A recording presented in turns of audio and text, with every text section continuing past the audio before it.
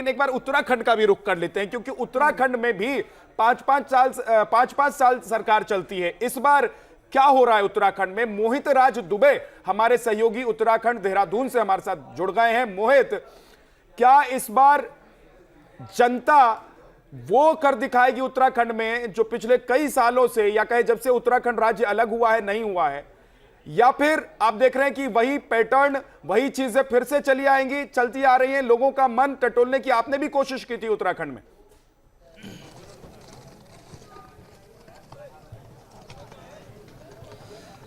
बिल्कुल विद्या, देखिए थोड़ी देर के बाद ईवीएम रूपी जादू का पिटारा खुलेगा और उसमें भाग का फैसला होगा कि कौन जीता कौन हारा, पहली बात। दूसरी बात कि देखिए जो उत्तराखंड के भीतर एक ट्रेंड रहा है कि एक बार भारतीय जनता पार्टी की सरकार और एक बार कांग्रेस की सरकार, क्या इस बार भारतीय जनता पार्टी इतिहास रचेगी? ये देखने वाली बात होगी। लेकिन लगातार जब हम कांग्रेस की अगर बात करें तो लगातार वो दम भर रही है और ये कह रही है कि उसी की सरकार बनेगी। और ऐसा पहली बार हुआ, आपको बता दें कि कांग्रेस ने हर विधानसभा क्षेत्र में एक ऑब्जर्वर भेजा है। यानी सीधे तौर पर यह साफ है कि दूध का जला छाछ भी फूंक फूंक कर पीता है। उसको पता है कि अगर विधायकों को एक साथ नहीं रखा गया, अगर कोई प्रत्याशी जीतता हो, विधायक बनता है, तो उसको जो उसकी सिक्योरिटी सबसे पहले है, कहीं ऐसा ना हो कि वो चला जाए, क्योंकि इससे पहले जो है इतिहास अपने आप में कहीं ना कहीं दोहराता है। लेकिन इस वक्त हम काउंटिंग सेंटर पे मौजूद हैं, देहरादून में मौजूद हैं। आपको दिखाते हैं कि यहाँ पे तैयारियां किस रूप में, किस तरीके से हैं।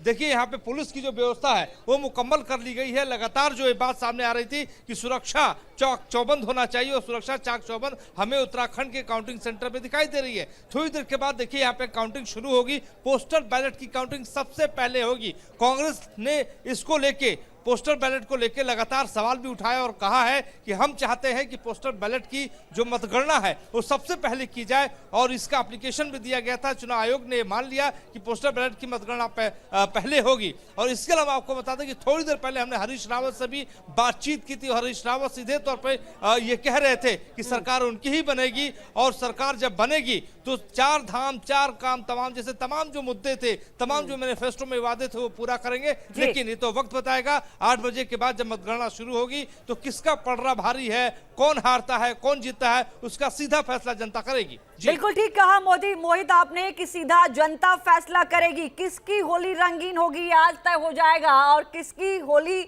पानी फिर गया ये भी आज तय हो जाएगा। किसकी किस्मत का ताला खुलता है ईवीएम खुलते ही, ये भी तस्वीर साफ होगी। पल पल की अपडेट लगातार हम आपको देंगे। मैं और मेरे सहयोगी विद्या लगातार हमारे साथ जुड़े हुए हैं, और उसके साथ साथ ग्राउंड जीरो से हर स्टेट से लगातार हमारे सहयोगी हमारे साथ हैं। ये 0-0 आप देख रहे हैं। 8 बजे से यहाँ पर आंकड़े शुरू हो जाएंगे। सबसे पहले आप तक पहुंचाएंगे। वक्त छोटे से ब्रेक का है, फौरन लौट रहा है।